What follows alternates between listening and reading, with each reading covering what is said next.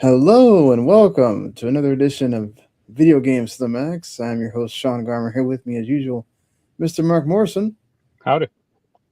And well, this is officially episode 476 of the podcast. I said that it was that last week, but I forgot that last week was supposed to just be a special episode. We did talk about our most anticipated games last week if you missed it, so you can go check out that episode. But this week, we're talking about 2026 gaming anniversaries because there is a heck of a lot of them for this year. And we'll talk about most of the big ones. If there's going to be a new game announcement, we're just going to get a bunch of fluff stuff. Is it going to wind up just being kind of like the Mario one for next year? We'll get into all that. We got the Xbox Developer Direct reveal. What games are going to be on there? And what game is going to be the surprise? We'll talk about that. PlayStation has developed an AI that will play games for you. We'll talk about that as well. And Nintendo is monitoring the RAM situation, and they've got some issues with sales from December that we can get into as well. I'm going to play two games I'm reviewing that come out this week, actually. Big Hops and Cassette Boy that I'll talk about as well. So we'll get into all that and more right after this.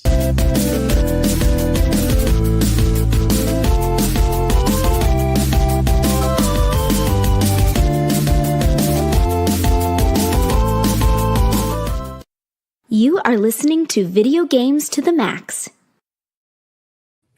All right, so let's go ahead and get the housekeeping stuff out of the way here really quick. If this is your first time watching us or it's your 100th time, we do appreciate you. You can watch us live on Mondays. If you subscribe to the channel, you can do so WTO Network on YouTube or on Twitch or Facebook or Kick. You'll find out when we go live, and then you can just hit that button to go watch us. Of course, I can't give you an exact time because it kind of just deviates between what's happening with my job. So we do the episode each week on Mondays, and then it is uploaded on demand quickly thereafter. And then which you can watch later on the YouTube channel as well, or you can just, listen on podcasts, wherever you like to listen to podcasts. Just search Video Games to the Max there. Also, if you subscribe to our YouTube channel, you get our other shows as well, which the anime crew, Otaku Cafe, just did their 2025 best ofs, their awards, and also the 25 best anime of 2025 as well. So make sure you go check out Otaku Cafe. You can also listen to them on podcasts too. And of course, Relish Broadcasting, they are the entertainment hub of the network. They pretty much review every big movie that comes out each week. And there's no shortage of those. You can go check it. Pretty much any movie that you can name, they reviewed it last year. And I'm sure that this year they will continue doing the same. They did the Wake Up Dead Man and Knives Out Mystery was the last movie they did like a week ago. And they did a TV review on the White House Plumbers for HBO as well yesterday. So I'm not sure if they're going to do an episode today or not, but you can go check that out by subscribing Relative Broadcasting or just subscribe to the channel, and that helps us out there as well. You can leave us a review, like, subscribe, all that. As Mark's cat Valo is saying hello as well if you're watching on the video version. And all right, so let's go ahead and get into the show here. So I guess we'll go ahead and start our first, episode of the year, as we always do, talking about video games that we are playing. Mark, what's going on with you? What are you playing? The big one I'm playing is Vampire the Masquerade Bloodlines 2. All right. Yen's got it, so I'm, swiping it from his account, basically. It is aggressively mediocre to, downright bad.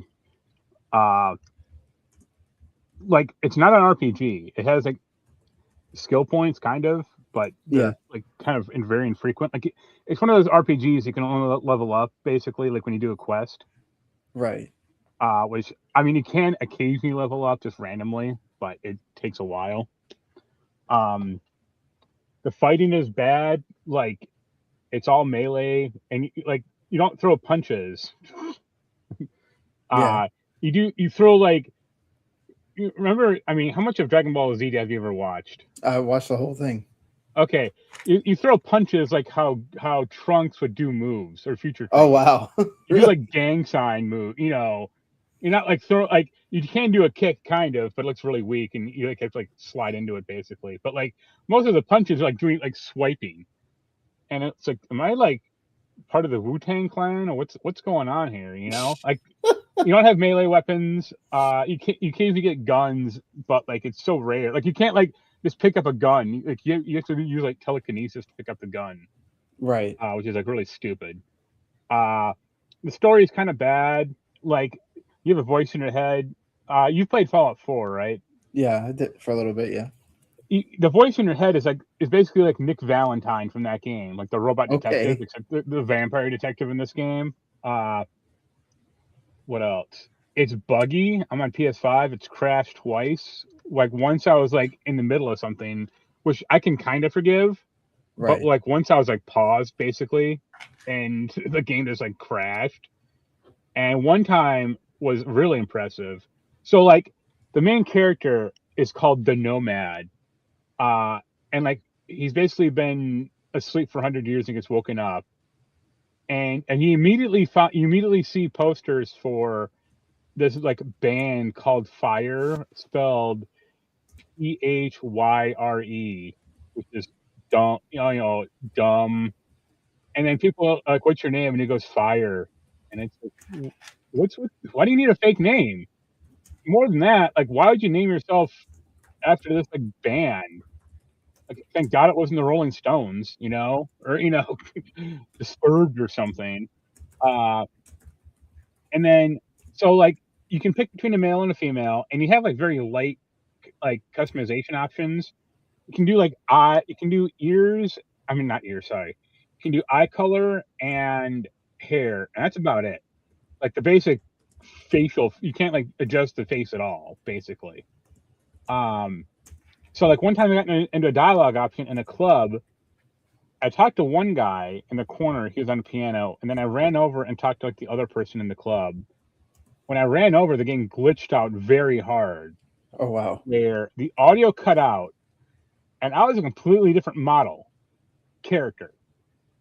Because like I'm playing this male, like a male vampire, Yeah. and the game glitched so hard, I was a female character who's like one of the other people you can talk to in the game, and it's like that's bad. Like Yeah. that is not good. So combat's bad. Like I mainly just like to walk around the city and like pick up like the graffiti glyphs you can see on the wall, kind of. That's about it. Like there's no romance or like very light romance. Everyone has like, oh, this person will remember this option, or like Right. Those kind of like the it doesn't making you feel like you're doing decisions kind of yeah, it thing. doesn't matter at all, seemingly. Yeah, it is. Like I'm not gonna say Bloodline Ones is like a great game. It is very flawed. Right. But like that game at least had a personality, or something to it. Like it might not have hit it all correctly, but it was something. Like this game barely hits anything. Like it's functional, like to fly around the city, kind of. That's about it. That yeah. Yeah, it's terrible. That sounds awesome. Yeah. What else? Other two things. I played a little Ocarina of Time on my analog 3D. That game holds up. I just got to the Deku Tree, and then I got a little lost because I thought like I went to the stupid Sacred Forest meadow instead of going just escaping the forest thing. So I was like walking around like, what the hell? How the hell did I get out of the city or get out of this area? And it's like, make a left. I'm like, oh yeah, that would have been a lot easier than doing this 30 minutes of bullshit I've been doing. Right. And the other two things, I finished Yotei, which is fine. I deleted it quickly. That's why it got me into Bloodlines too, because I was like, I don't particularly want to go through Yotei collecting like the last, 20% of crap I missed, health upgrades or whatever. I was like, whatever, I don't care. And then I picked up 2 games. One was, I mentioned it to you, but a big box copy of Planescape Torment, which came out in like 1999. Wow. And it's one of the big PC box games. It's in really nice condition. That was cool. It's one of my probably 10 favorite games. So it's nice to have like a legitimately nice looking copy of that. And then I picked up a copy of not Clock Tower 2, King's Field 2. That's like, well, the sequel to King's Field, but that's like, basically the prequel to like Souls-likes or, Dark Souls, all that crap. I got it for a really good price because they mispriced it as loose instead of complete in box. So it's about half off. Don't you love when you can get those deals? Yeah. I was like, hell yeah. And it had like, it has a manual, and then it came with this little paper map also. And it came with that. Cause I opened it up and I'm like, what the hell is this? I thought it was like part of like, I occasionally get games, you occasionally find games with like parts of strategy guides in it. Right. Like loose or like magazine pictures or something, or pages. So I thought that's what this was, and I was trying to Google it, and then I was like, oh no, this actually came with it. I'm like, well, this increases my want of this quite a bit. Yeah. So that's cool, but yeah, I'll keep at Bloodlines. I hope to enjoy a lot more glitches along the way. That's kind of the only fun I've been having with it. At least you're, if anything, making light of it. Yeah, is helping you. Yep. Yeah. How are your games, or how are your review games? They are going well. So one of them I'm like in the middle of writing the review, which is Big Hops, because that came out today. It is a 3D platformer where you play as a frog, hence the name Hops. I couldn't get the Frogger license. No, but it's super cute. And he's absolutely like adorable. It's all based on like an animal world, so all of the characters are animals. And so that kind of keeps on with the cuteness. And it's actually a really cool, like, just the way the movement is for the character of Hops.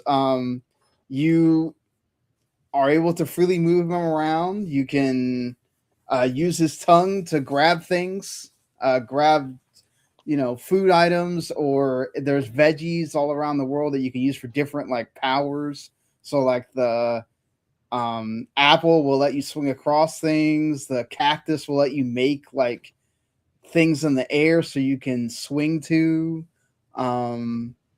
There's like red peppers that will like burn things so you can like get through levels and stuff like that.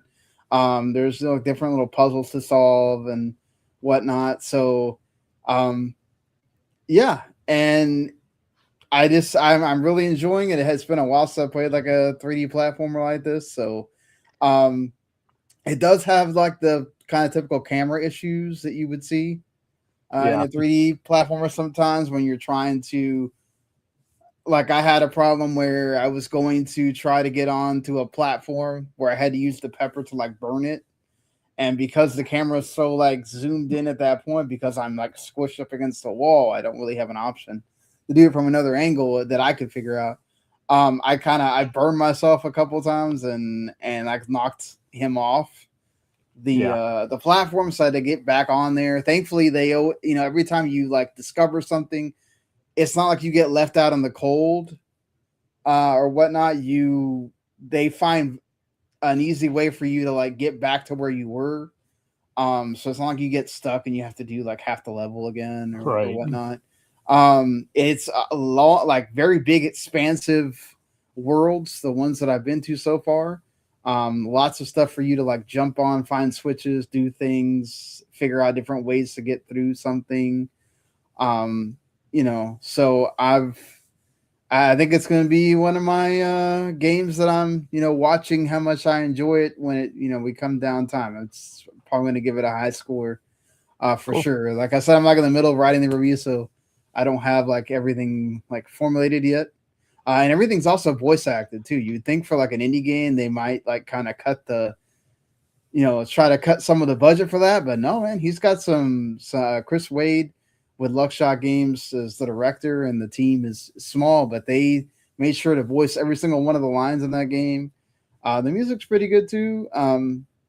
Just yeah, like aside for like the camera issues, and some of like the as you get later in the game, because you have to go through certain parts of the world to like you can collect things throughout, so like coins and there's these little dark drips that you also need to collect because there's the antagonist character has you do things for him too, and you find out that you have to unlock certain like abilities that you get later in the game, that so you could easily miss some of these things if you're actually trying to collect everything. But honestly, it's kind of depends on what kind of gamer you are with the platformers. If you just kind of want to get through it, there's like a 15-hour little narrative there, but it isn't as open world as you would think it is. Once you get past parts in the story, you can't go back. So that's the only issue, that it kind of makes it seem like it's very open, and then you kind of find out as you keep progressing through the story, it's kind of not. So, but look, again, it's an indie title. There's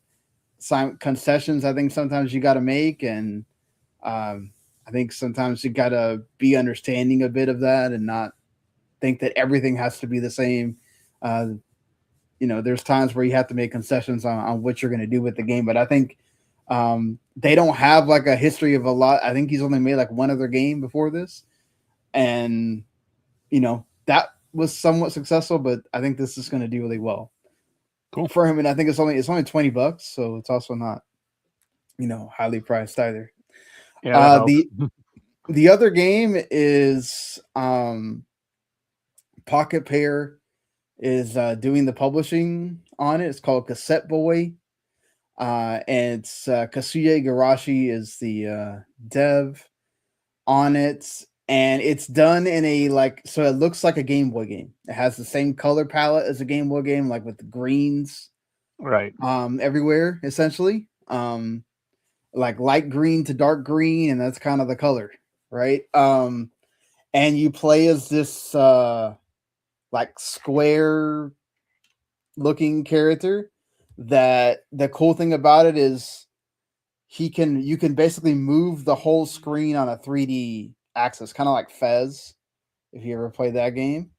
And that's kind of the whole point of the game, is you're kind of taking, essentially it plays a perspective. The whole point of the game is sort of that the moon has disappeared, and that's kind of like the story's not a big deal. It's gonna be quite frank about that. The story is really nothing. It's really just about making you kind of think about, when you try to solve a puzzle, what are you looking at it in the correct way so that you can proceed, right? So like a lot of times you'll have something in the way, and you can move this, twirl the screen around a couple times, and then it will disappear, and then all of a sudden you can go through the area that was blocked before, right? And the rest of it is kind of similar to it's a very much Legend of Zelda, 2D Legend of Zelda, so kind of similar premise of waking up, there you're in the town, and then all of a sudden, okay, now you're kind of like, okay, just go explore and find things, and then there's enemies, and you have the same kind of similar sword attack thing with a bow also, and bombs, and that kind of thing. I think that sometimes it kind of tries to get a little bit too obtuse for itself. Some of the puzzles just kind of, I got lost for like an hour at one point. Like it's literally like very much like NES Legend of Zelda, where you're like, it gives you no direction. Like you got to go right and figure it out. And so you're going through the different screens. Once you get past like the tutorial, it sort of kind of glides your hand a little bit, but not really. And then once you get past like the first, like, I guess you can call him boss, that's when it like you wake up again, out of your town, and then you're kind of like let loose at that point. And so I go from the town to this little area because they also have like little challenge, little dungeons as well, very, Zelda. And you'll come out of there, and I'm just like, what am I doing here? I've gone through this same area like 20 times, literally, and how can I get back to this town? Because there's these little side quests that they have you do like randomly, right? They don't really go, oh, here's a side quest, go over here, right? Right. The one of the guys, the shopkeeper, he needs like three ancient coins so he can open up the shop that he has. So I found the third coin and I go, yes, all right, I'm gonna go back to the town. Can't freaking find a way to go back to the town. Like I keep going in a big old circle. Basically, you go back to the challenge tower, go through there, wind up back in the same spot every single time. And then there's times where there's like a puzzle where you have to go like around in a circle a bunch of times with the camera so that it'll lift up a panel. And I did that, still nothing. And I'm just like, oh my God, this is ridiculous, And I'm probably it's gonna be one of those things where I'm gonna sit there and look at it later and go, I never thought of that. But right. It seems like it's like wait, it's a little bit tries too much to do that, and that's fine. I mean, there's people that are really great at those kind of games. I'm not particularly the best at it per se. I do like the aesthetic of the game. I like the Game Boy look. I like the music. I like a lot of things of it. The whole Zelda nature of it. It's just if like the puzzles are sometimes like just a little bit too much. I feel like so. You should get into The Witness. Yeah, it's not The Witness. It's not that. It's just it's kind of sucks because it's like I want to keep going. And then there's places where you can like brute force it and get through things and find that, but then it's like there's ones where it's like, oh no, you have to solve it this way, and if you don't, then you're not going to go anywhere. And yeah, it just kind of sucks because I wanted to like it more than I think I have wound up doing so. It looks like I'm not the only one that kind of feels that way. I've seen some people already giving it, 9s and whatever, and then some are kind of more middle of the pack. So it's going to be interesting. Once I'm probably going to write that, later this week, get that one out, and because I already have a few other games that are like, I'm just waiting for them to send me the code, basically. So, but we'll see. I don't like counting things before they appear. Plus, I got Dragon Quest VII Reimagined looming. I don't know if that code's going to wind up coming in or not. So, but all right. So that's it for the games. I've just been playing those two games pretty much. I had ideas of playing demos of the games that I may end up reviewing after these two, but I didn't get to them. So we'll see. Maybe next week. But all right. There's a lot more news that we were going to cover on this. We may get to it, may not, but I have like we got to try to do this within like the hour that I have left. So let's go for it here. First of all, we got PlayStation. They were at CES and they introduced these new wave of DualSense and also covers for the PS5, and they look pretty cool. High gloss, like light green, blue, and red. If they weren't $85, I might think about it. Right. Have you seen these Hyper Pop collection? No, things? But I'm just so done with like customizing. Like, I was just like see through, which would be cool. Like, I don't care about colors that much. Right. Because you still have like the black. You're always gonna have that black inner thing, not just the cover itself, but like the meat of the PS5, basically. Yeah, it's also kind of weird. Like at this point, you don't have these things for like PS5 Pro. Like, Right.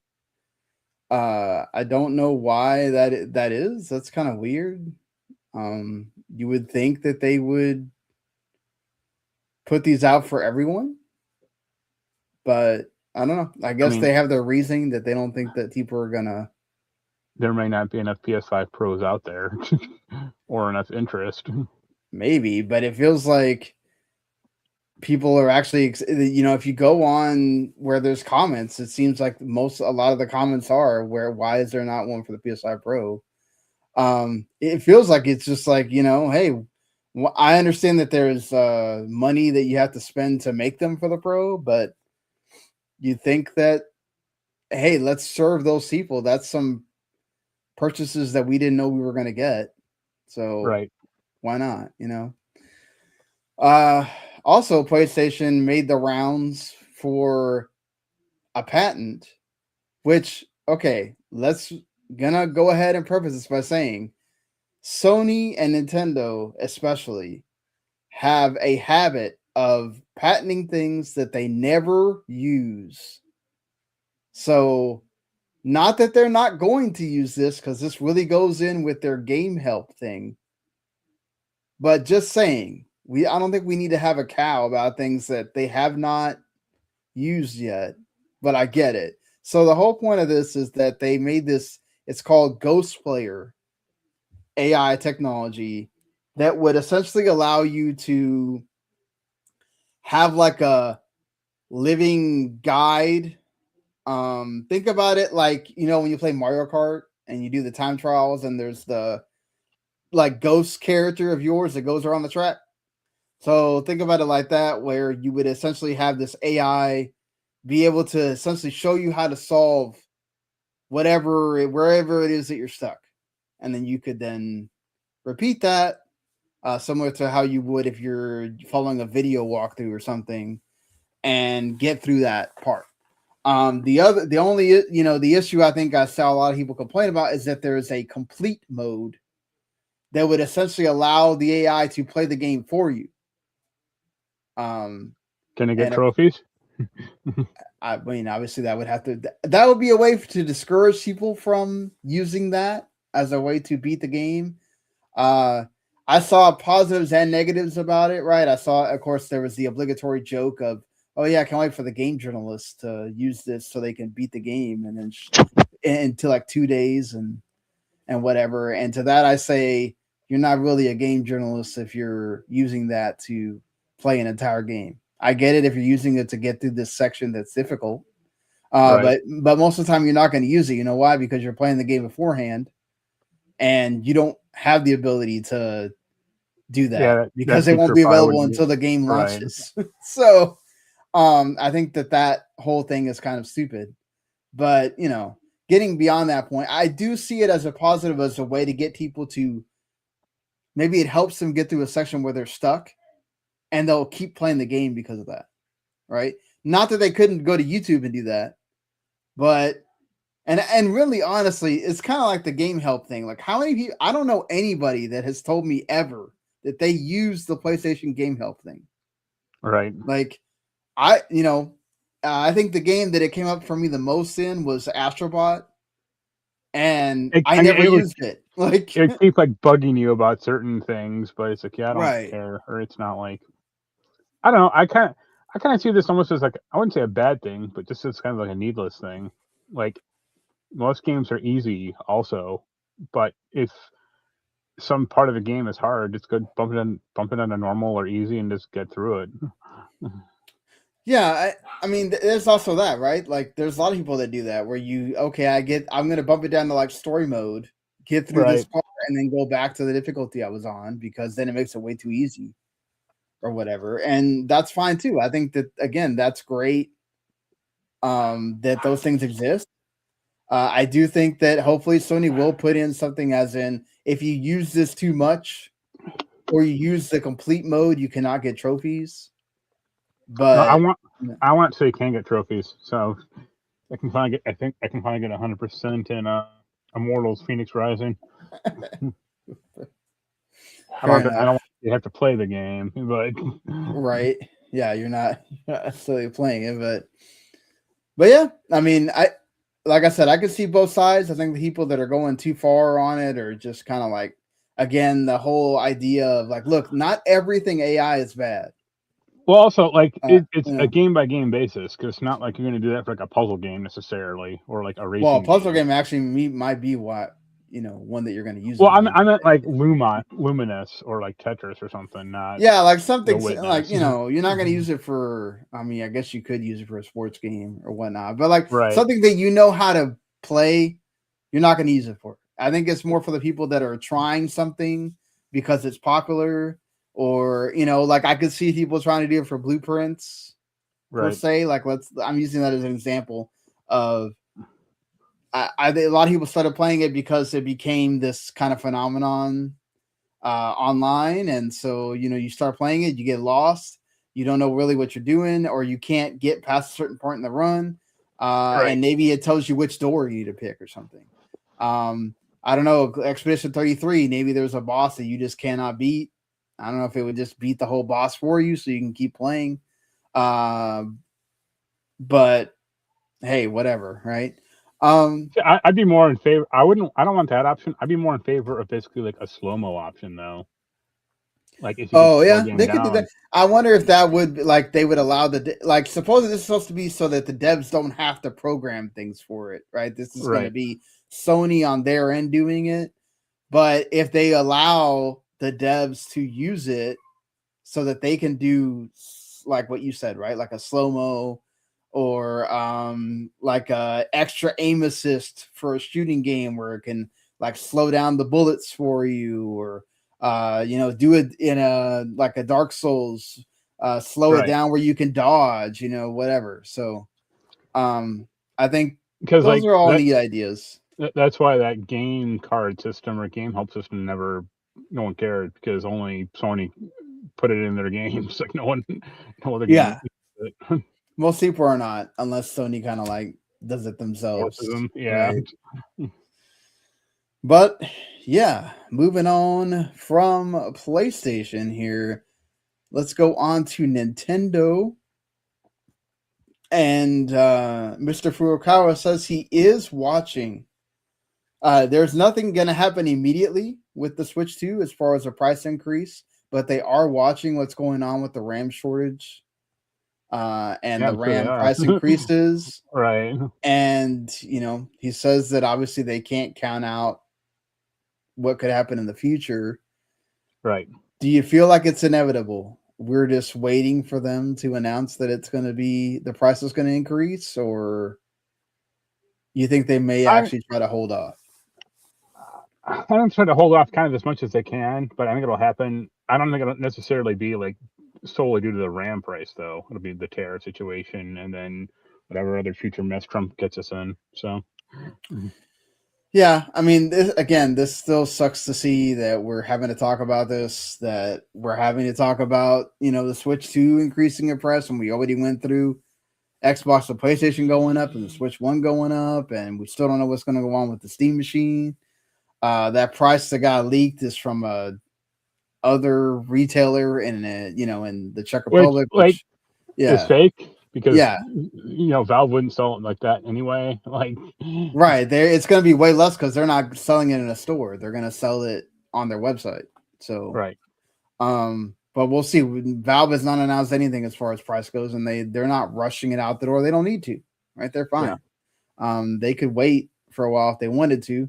Randy and I talked about when they could actually end up like announcing it or releasing it or what price it could go at, but that's all speculative at this point.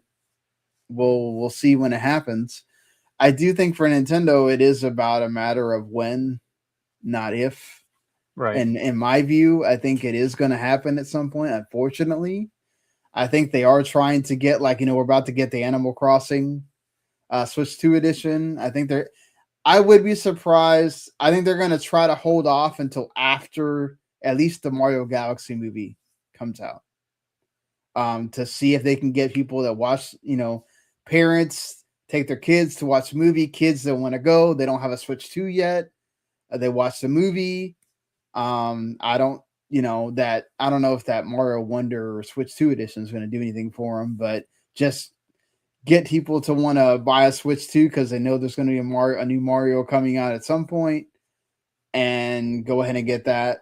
If anything, it'll cause increased sales of No, maybe not. And that's the thing too, right? Switch 1 increased in price, so they're going to look at it and go, Switch 2 is not that much more. Let's go ahead and get it, right? Yeah. Where I think doing it before then is kind of going to leave a sour note on people because we saw it last time, right? And when the original Mario movie came out, not the one from the 90s, the most recent one, that led to a lot of people buying Mario games, right? Sure. And so, we're probably going to see a repeat of that again.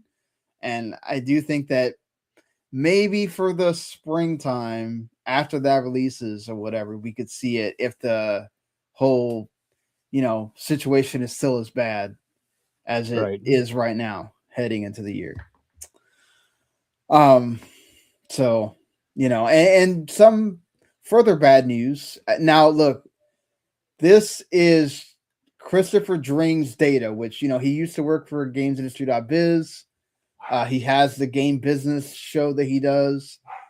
He is very entrenched in this world of sales and all this stuff. He has his own contacts for this kind of thing, especially in the UK, where he inhabits. So, but this is not like Circana putting out data saying this either about the Switch 2 sales not being that great when you look at the holiday period.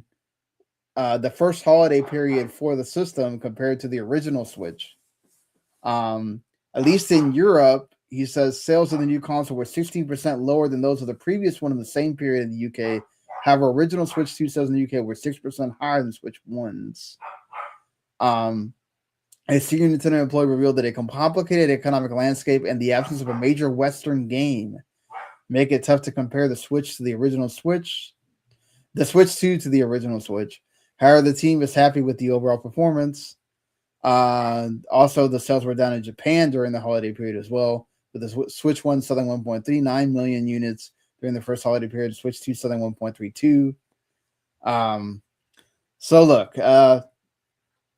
feels like they're taking a shot at Metroid Prime 4 also. But I mean, they are kind of, but there's a lot of there's a few factors that may contributed to Metroid Prime 4 not doing too hot, and the fact that it took 15 years for it to come out doesn't help. Yeah, I mean, there's other factors to it as well, right? Like I do kind of agree. Like, Donkey Kong came out in like the summer. And there ain't no Mario or Zelda game on the horizon. Pokemon came out earlier in the year as well. So you don't have, and most of the time Pokemon comes out in November, which is weird. That's why I was like, why did you have Pokemon come out so early? I get it. They didn't want, it to overshadow Metro Prime 4 that much. But yeah. Well, the other problem is like when they were saying that like some Switch 2 developer or game developers, like, we don't have Switch 2 dev consoles or development units because they don't want to give us any, or they're trying to shepherd, games on the Switch 1. It's like, that's a bad business. I mean, I don't think you should cut it off at the knees, like 100%. Like, Switch 2 comes out and the next day Switch 1 is dead. But the way that like Sony and Microsoft have done it with this generation specifically, like Mega Man, that new Mega Man game is going to be a PS4 game, and that's 2 years off. And it's like, yo, dog, the PS, that's a while. I mean, there was also no reason to get Metro Prime 4 because you could just get it on Switch 1, even if it ran like crap. Right. And same thing with Pokemon. You didn't have to rush out and buy Switch 2 because you can get it on Switch 1. Yeah. So I just think like Nintendo has not helped themselves either with the Switch 2 sales, sales.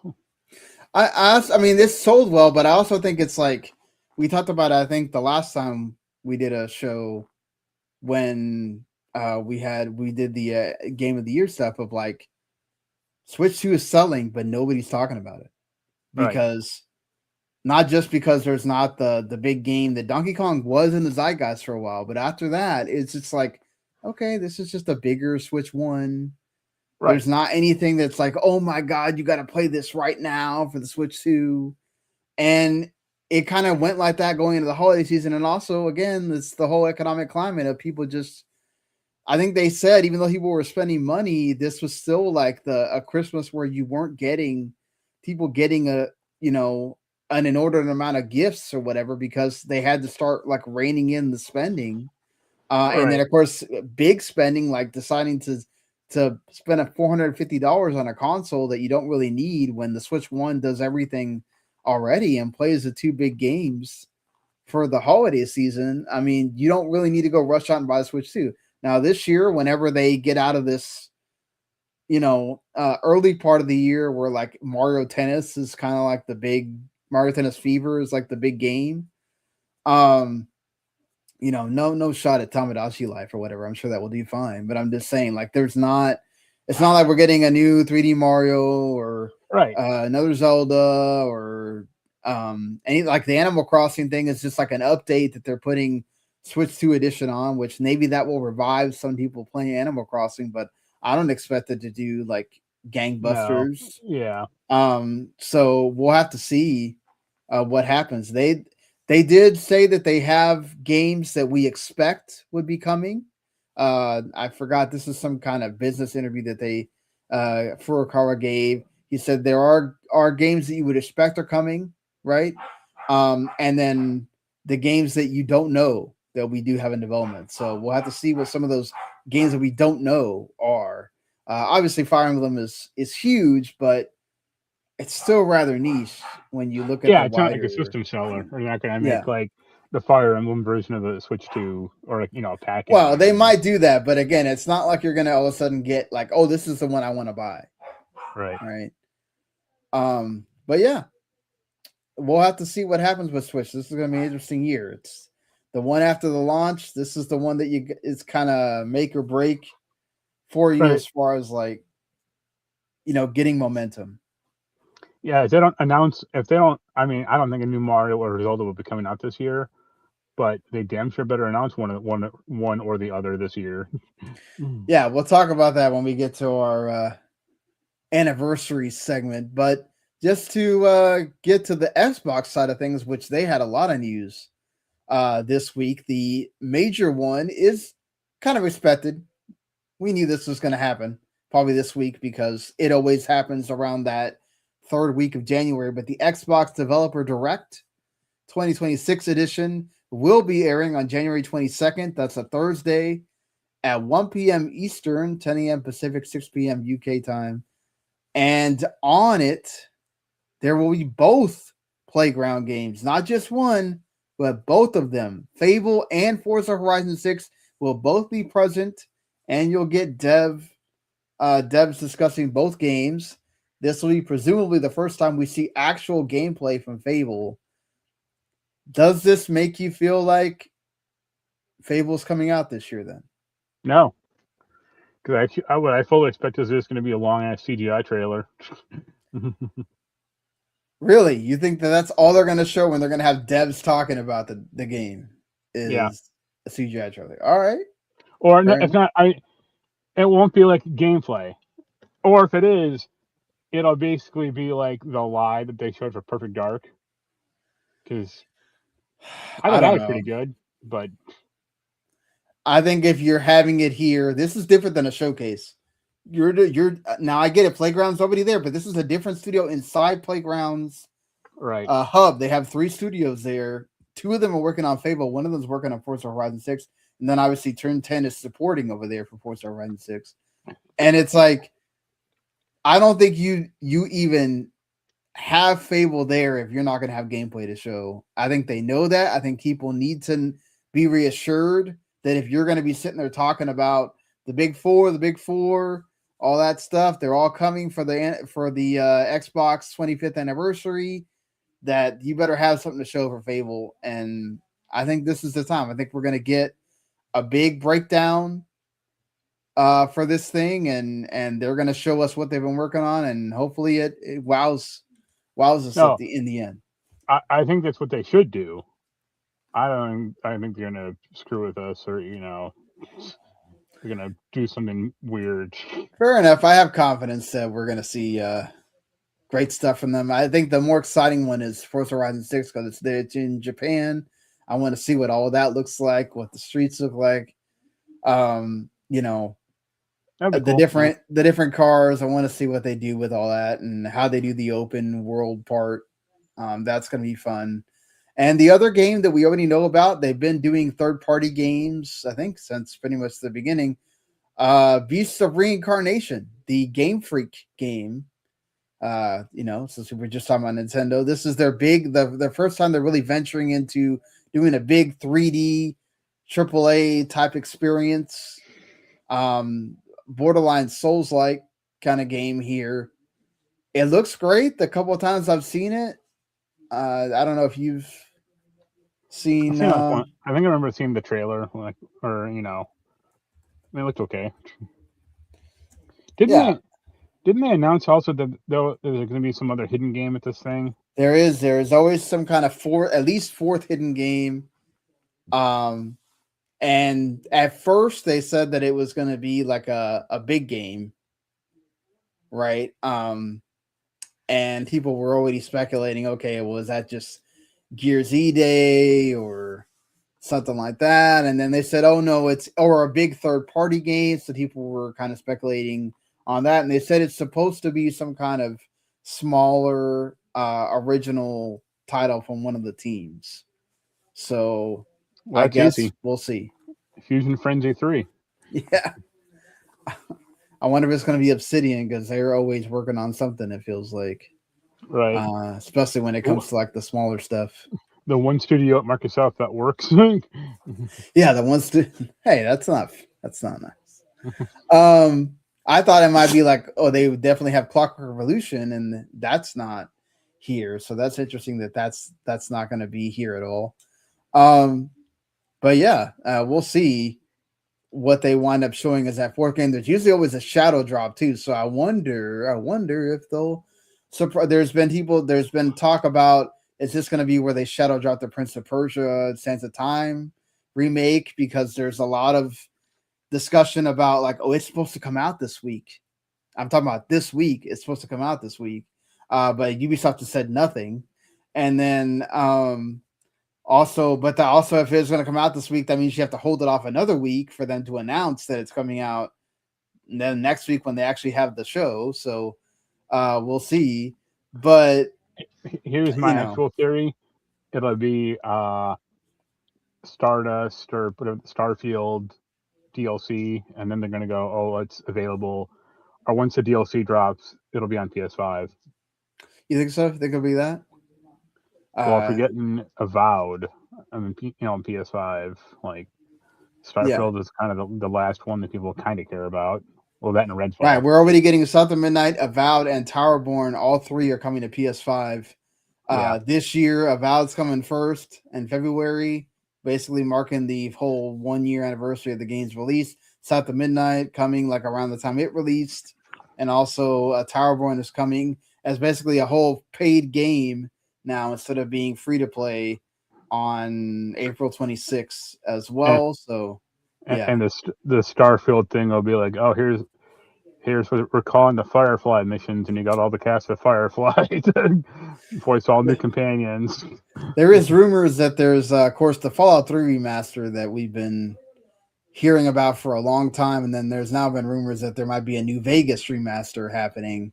You think maybe Fallout 3 could get shadow drops just out of nowhere like that, especially with the show still going on? That'd make some sense. I think New Vegas will take a little more work. I don't know if they want to spend the time to do like voice acting work and stuff, or they'll remember how we talked about they're going to be editing Assassin's Creed Black Flag. Yeah. They're going to do some work with New Vegas a little to like take out some lines about Shady Sand still existing. Right. And I'm sorry, Towerborn is February 26th, not April. So, but there's a couple more things as well. Supposedly, aside from that, that lineup looks pretty good so far. We'll have to see what the actual special announcements wind up being. Id Software, which just finished with Doom, the Dark Ages, and their trilogy of Doom games. You kind of hinted at it, going back to Quake. This was kind of brought about by Jez for Windows Central. He said it looks like they're going to be going back to either Quake or Hexen. Of course, they do have QuakeCon as well, where they could announce this. The last Quake was Quake Champions in 2022. The last Hexen actual new release was 97. They did have that like remastered thing that came out last year. So even Quake Champions though was kind of like, you know, wasn't, I don't think it was like a new game necessarily. Yeah, it was like a free to play like version of Quake or whatever. So I mean, I think it's cool that we're gonna have this, and we'll see if that winds up happening. I like you said before, it's not a bad option for them to kind of go in that direction, try to revive the franchises. I think, you know, I think people are kind of doomed out. Like this last one, people didn't like the second one, Doom Eternal, but like Resurrection, that's what the third one's called, right? Dark Ages. Dark Ages, sorry. It really kind of seemed to kind of come and go. Like no one talked about it. People played it, but it didn't like blow anyone's like lid off necessarily. And right. I think people, you know, I think the franchise just needs to go dormant for a little while. And hey, if you want to bring something else back, kind of go for it. Hey, bring back Commander Keen. I agree with that. I think definitely it's going to go dormant for a while. I think, right. You know, you kind of worked on 3 games back to back like that. I mean, not back to back, but they were the ones you're working on. Right. Kind of like let them go do something else. You ain't going to make Rage 3. Like, yeah, same thing with like, you know, it would be good if Machine Games gets to go back and do Wolfenstein 3 now after they did Indiana Jones and kind of get them back into what they used to do and kind of finish that trilogy. Well, I saw that and I was like, I don't know. I don't like Wolfenstein 2 that much. So yeah, we know the problems I think a lot of people have Wolfenstein 2. But also just one last thing, the Starcraft shooter, which, you know, was kind of rumored with that Play Nice Rise and Fall and Future of Blizzard Entertainment book that, you know, I have behind me there from Jason Schreier. You know, Jez kind of brings out that maybe this will be the time, not at this show, but before the end of the year, we'll get that StarCraft shooter finally get announced, as that's supposed to be the headline for BlizzCon. It ain't going to be it's not going to be a StarCraft shooter. It's just going to be StarCraft Ghost HD. That'd be crazy if they bring both of them. A new StarCraft shooter, and hey, we finished StarCraft Ghost, so now you can play it. Finally. Legally. Right. so why not? I think people are kind of down on this idea, like somewhat, but like what else has Blizzard got going on? Like they got nothing. So yeah, not a whole lot, to be true. Just getting off that track here. Naoki Hamaguchi, of course, he's the director lead on Final Fantasy VII Remake series. He says if there is going to be a Final Fantasy VI remake, he'd rather somebody else do it because he's been working on 7 remakes for 10 years. I don't blame him. Who the hell? Anyone else do it? I don't want it. Get the guy who does Smash Brothers. Rather than him be the lead, he wants to see a new creator take the lead position, and he could take a more supportive role and sort of cheer them on. I just don't look. I know that, you know, I know that, you know, everybody thinks that. Look, and I love 6. I think 6 is great. I think 6 has a story that is well worth doing a remake, sort of that, but I don't think it has the. I don't think we need to do this again with any of the Final Fantasies, to be honest. 3-part remake that takes 10 years. Like, I think 7 can get away with it because it has such a fan base that goes beyond gaming. Like, I guess the question is like, so Final Fantasy 6 is Final Fantasy 3, right? That's right. Kefka and exactly. Does that story necessitate a 3 game? I mean, it's a long game. Okay. You know, So I don't know. I haven't played it. I mean, I know Kefka and the chick in it, and that's about it. right? Like, is it as long or expansive as like Final Fantasy VII? It's just as long, if not longer, because Ugh. you have parts of that story that, like, you have a part of the story that, like, you look like you're about to go beat Kefka, and then the whole party gets separated. You got to go find everybody again and all that. So, like, they have points of the story that could easily be switched off into parts. Right. But the thing is that, do you need to do that? And that's the thing, is like, do we really need people taking 10 years to make parts of remakes? Like, is that really going to help you? It will really be interesting once we get 7 and get part 3, and then you get the eventual, like, here's the complete game altogether. Yeah. How much all of that really sells, where they can go back and go, oh yeah, all of this dev time and all that was really worth it. I just think, like, 7 is such a special thing in its own, that it can I do mean, that. But like, I don't want to see that from 9. Like, I love 9, but I don't want to see 9 go into 3 parts like that. It's crazy. I mean, 7 is where the series really got mainstream. Yeah. Like, so I can understand why they would do it for that, but any of the ones, no. Except for 1, do a massive project for Final Fantasy 1, Right. the Yeah. Warrior of Light. We're gonna reboot the entire series. Start at 1. And just call it the Final Fantasy. Yeah, Final Fantasy. Yeah, that. Well, I don't think that's gonna happen. I think, if anything, we'll get, like, maybe they'll do some kind of tweaks, and then also it's like, where do you put in that game that comes afterwards? That's technically part of that. Oh, well, that's 4. I'm sorry, I'm thinking of 2 different things. But, like, still, it's just like, there's a lot to that game, and it just, I don't know. You're talking about the bulk of the people that are going to want to play that are now in their 40s or later. It's like, you got to start thinking about, are they going to be alive to play the whole damn game series? Well, is there any specific Square game you want to see rebooted or basically remade? I'd love to see 9 get remade for sure, especially after all the teases that they keep doing, or they have been doing, all the little Chrono Trigger would be the most amazing thing to get that in 3D or whatever. But we'll see. I don't. Yeah, my answer is still always Parasite Eve. Yeah, I could see that, but I don't know. Didn't they say they lost the rights to Parasite Eve or whatever, so they can't get it back? Yeah, like, who cares? Do that. Yeah, we'll have to see what happens with that for sure. But yeah, there's a couple other things here just before we head into our topic really quick. There is going to be no Switch 2 port. Baldur's Gate 3, according to Sven Vincke.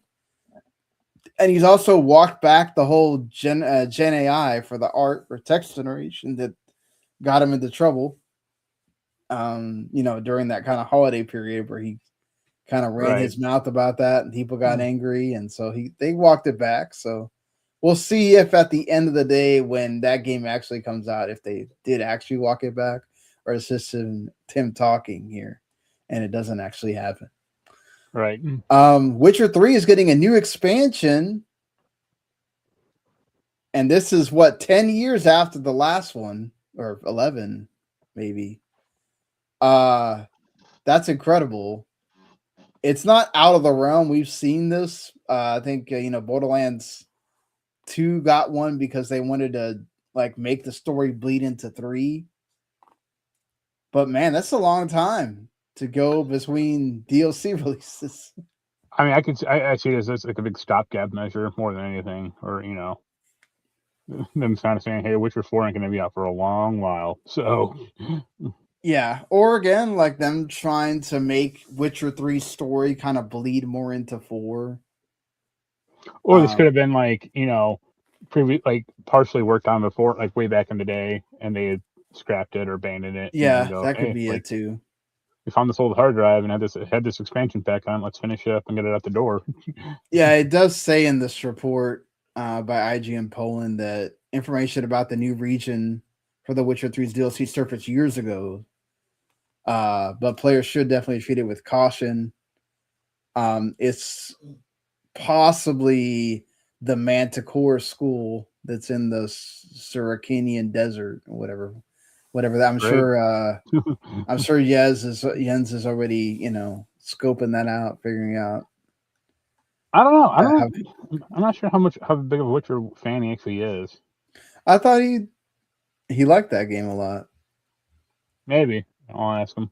I like The Witcher 2 quite a bit, but I like The Witcher 2 because it's a pretty self-contained game where it's like relatively small. Like Witcher 3 is huge. Yeah, it was too much for me. Yeah, like I was just like, yeah, I feel like I'm just never gonna beat this ever. So, like, right. Whatever, just to follow up on a few things here from shows we've done in the past recently. Rockstar once again has been having people dig into why they fired those workers that were trying to unionize. A Rockstar spokesperson said that they apparently more information is now out about that you had this Discord channel apparently had a game journalist, influencers, and other folks in it, and they were getting, information about the game that was not supposed to be happening. Right. But again, like this is all Rockstar saying things. We don't really have anybody out there to be able to prove that this was actually happening. So, well, they won the first case, or like they won the preliminary case, not the full one yet. So yeah, we'll see. Well, yeah, definitely we'll see. And also, Paramount has sued Warner Brothers over the Netflix deal, saying that they have yet to really give out, the whole kit and caboodle about disclosing like what all this stuff means, the equity, the money, the $30 per share, all that. Look, Paramount's just doing anything they can to possibly take this over. I don't think they're gonna win in the end. Right. And this is just gonna wind up going into the courts as you would expect. We'll see what happens once it gets there, but yeah. But all right, let's talk about the gaming anniversaries here. There are quite a few of them for this year. I mean, this actually is a lot of them. And then also one extra one if you count that Nintendo is doing the Mario one this year when it actually happened last year. But plenty to kind of like go over. Of course, the biggest one, Legend of Zelda, is 40 years old, along with Metroid and Kid Icarus. So 3 Nintendo franchises have turned 40. And obviously Kid Icarus is the important one. Yeah, exactly. Dragon Quest and Castlevania also 40 years old. Yep.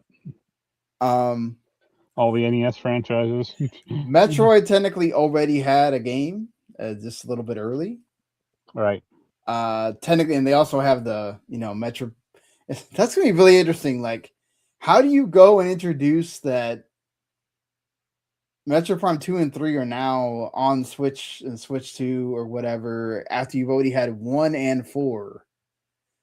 And 1 was beloved, 4 was not so much, and it's just like, oh, here, you can play the other 2. It's like, I mean, I think 3 people were a little neutral on 3 also, but I think 2 people liked it quite a bit. So yeah, that's going to be interesting if they ever throw those out or just, hold them in the vault forever. Yeah. Wasn't it like Jeff Grubb saying like, oh, 2 and 3 are done? Yeah, Jeff Grubb's been saying that forever. It feels like that he's like, they're done. Nintendo's just holding them. See, that's why I don't put a ton of faith in what he says, because he gets taken in quite often. Yeah, I mean, but he might be right. It's just we're not going to know because Nintendo is very secretive about their stuff. It's very rare that something leaks. from them.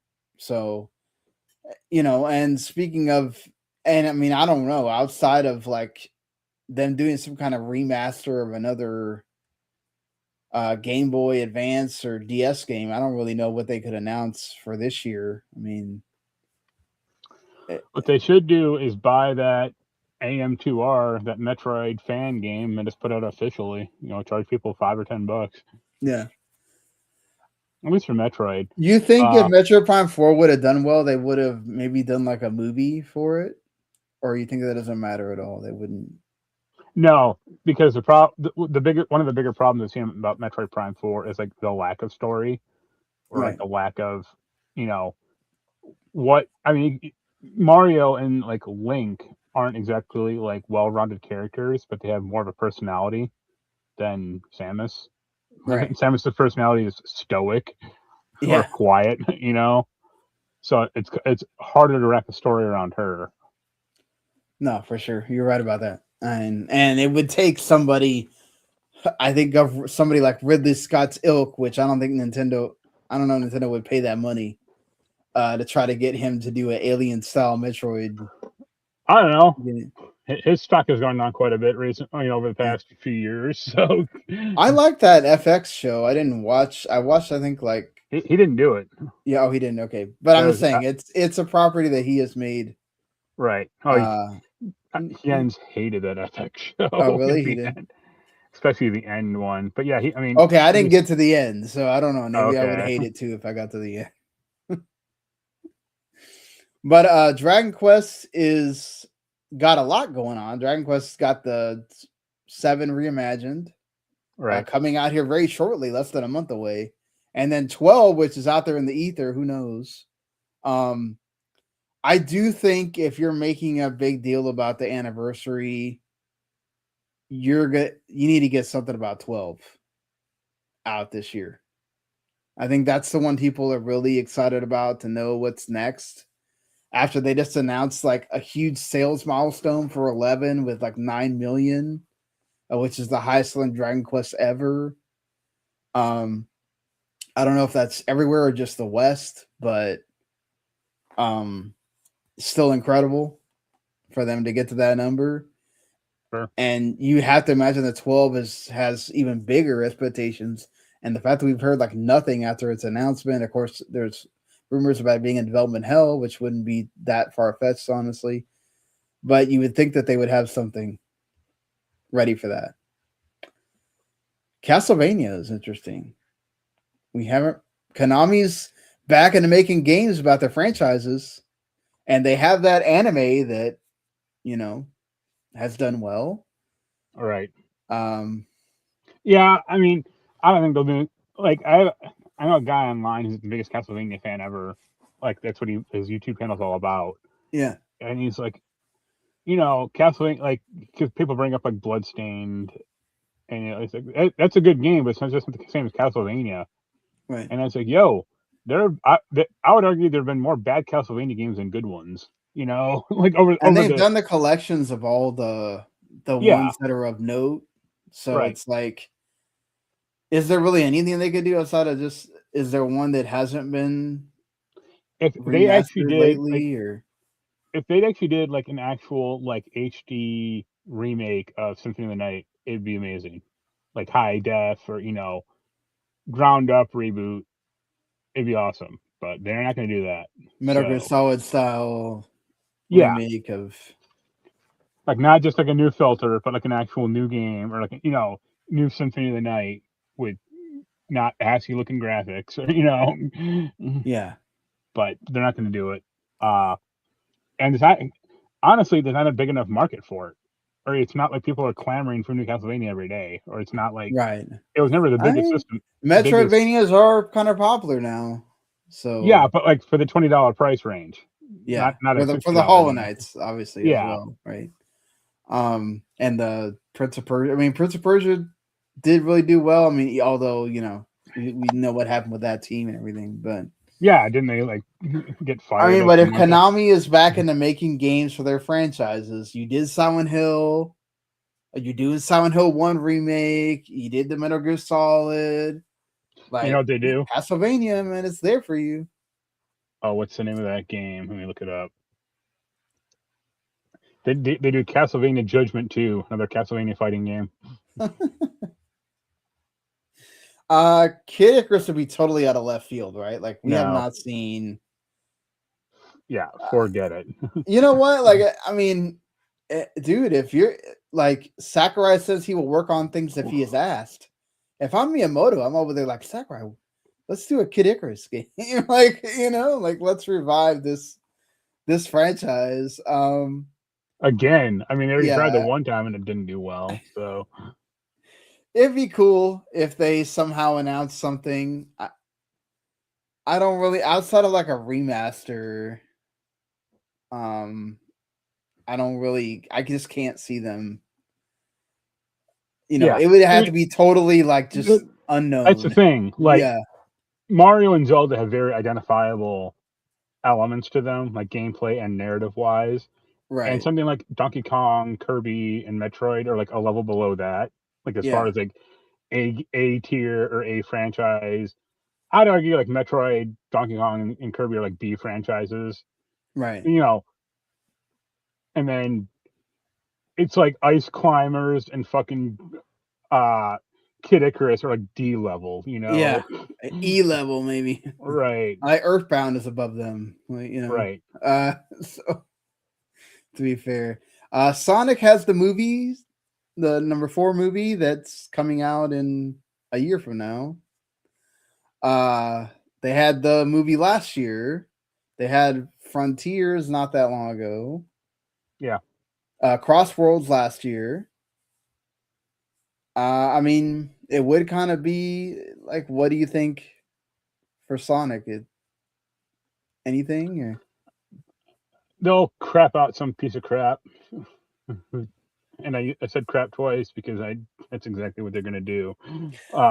There's still the rumored Sonic Adventure 1 and 2 remasters that everybody keeps like. That would literally be the definition of crap. wishing into existence there. I mean, let's be crazy and assume Sonic Adventure 1 HD actually happened.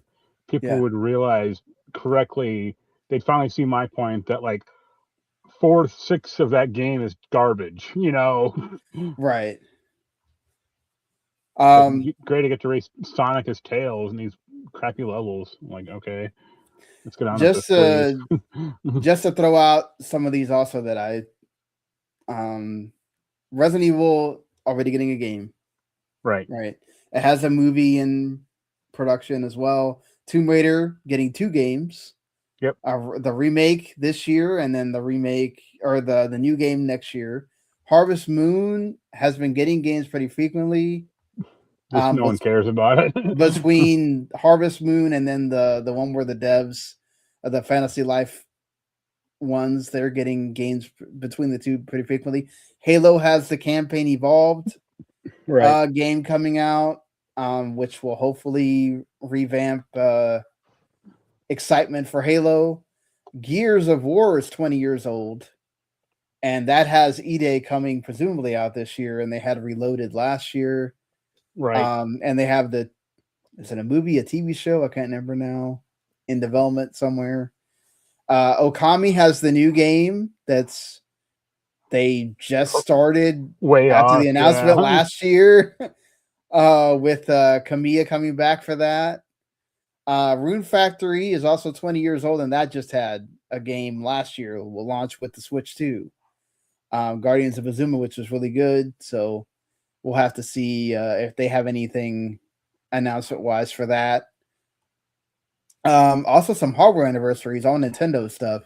Nintendo 64 and GameCube and Game Boy Advance are all on Switch Online. They get new games added to that. GameCube, of course, debuted with the Switch 2, so that's all fancy. The Wii is also has an anniversary for 20 years old as well. They'll put out some Wii stuff here and there, now that I guess whenever. The big one for you probably is Persona, which they did have a big announcement for this, kind of like foreshadowing that there's going to be course, they've done this before where they say that they have all these announcements, and half of them wind up being merchandise. Yep. But there's 2 games looming for them. Obviously, Persona 4. What's the name of it? It's Persona 4 remake, but it has a name.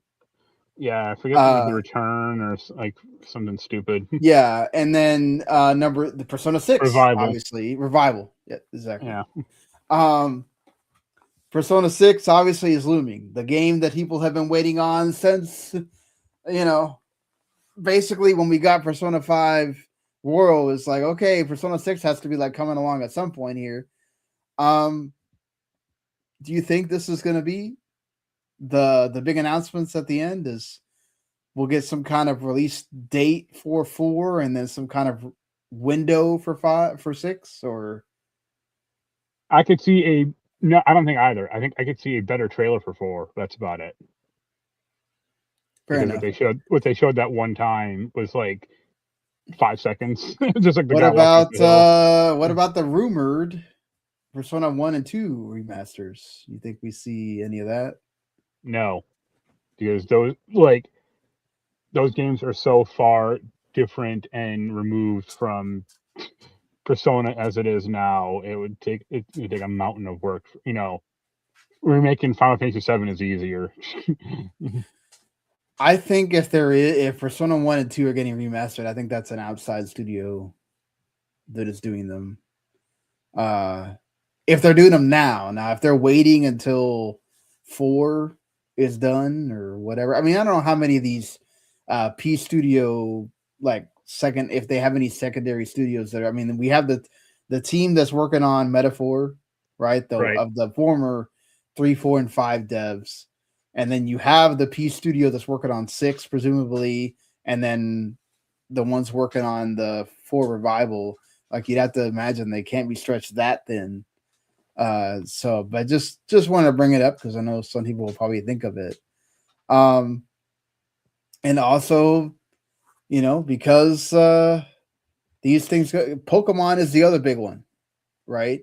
For this year, you do have Pikmin, Luigi's Mansion, and Animal Crossing. Animal Crossing is getting that Switch 2 edition. I think with the Switch 2 edition, that means that we're not seeing Animal Crossing for a while. Right. Outside of that, so I'd be really, really surprised if they announced another. Normally, Nintendo does not do that. They don't do. Let me do one game here and then announce another game for the same franchise usually. So the fact that we're getting that Switch 2 edition, very much like Mario Wonder, I think that means we're not getting a 2D Mario anytime soon, and we're not getting a new Animal Crossing anytime soon. Yep. Outside of that, Luigi's Mansion 4 has been rumored around a lot because Next Level Games is kind of this is like their year, right? Usually they take anywhere from like 3 to 4 years between games, and the timeline kind of lines up. So it's 25th anniversary of Luigi's Mansion, so maybe it's that time. And Pikmin 4, it hadn't been that long since we had Pikmin 4, so right. Plus they do those animated things of Pikmin, so.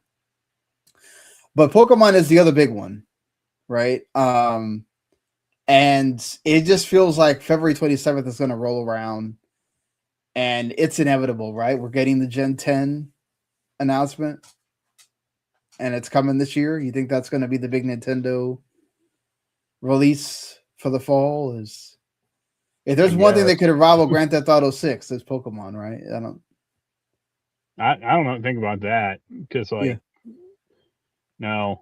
I think Pokemon's maybe it was like a new card game or that's what people seem to be excited about. Yeah, I mean there is that Power World card game that's going to be coming out, but much to Nintendo's chagrin, I'm sure. Look, I feel like if there's ever going to be a time, you got to announce Gen 10 at the Pokemon Presents on February 27th. That thing is going to be hyped to all hell. You got those Lego sets that just got announced today, which look ridiculously awesome. That can't be the only anniversary thing you're doing. It can't be more pops or whatever. It has to be that there's some games coming. And I know we got Pokemon Champions. I know we just got ZA, and they could still technically do some DLC for that, but I feel like people are ready. You got to get that taste of Scarlet and Violet out of your mouth. That was really bad, so why not give us a Gen 10 announcement? Outside of that, I mean, I don't know what's next to be remade, like Black and White, because they kind of skipped those. Could they possibly do those? Could they do another Let's Go Pikachu that they haven't done in a long, since the originals? It's going to be some interesting things about what they decide to do with that. Plus, you got the Pokemon Pokopia in March, so we'll see. Pokemon meets Minecraft. Pokemon Pinball HD. That'd be awesome if they make another Pokemon Pinball. I would be so hyped if that happens. Not gonna lie.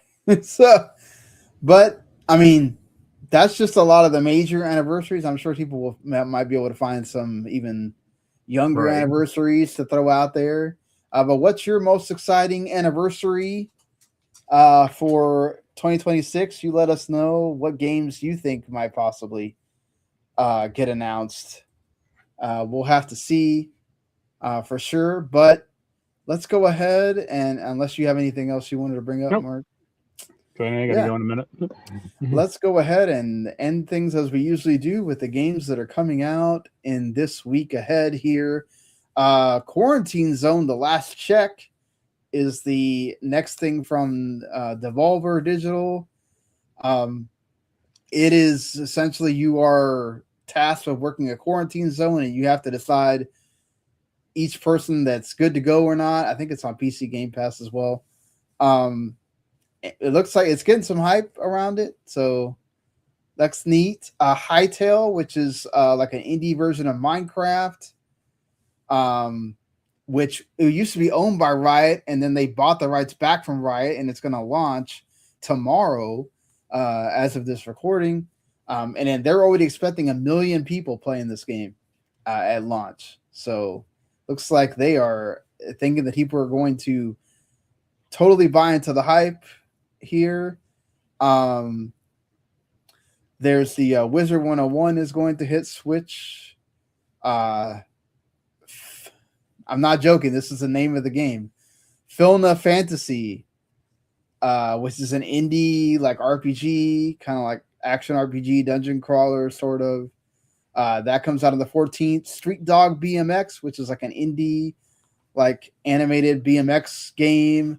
The Legends of Heroes Trails Beyond the Horizon, the latest in the Trails series, comes out on the 14th as well for everything but Xbox. The Animal Crossing New Horizons Switch 2 edition on the 15th. Cassette Boy that I just talked about on the show earlier comes out on the 15th as well. That comes out on everything. Big Hops is out now if you want to go check that out, especially with the 3D platformers.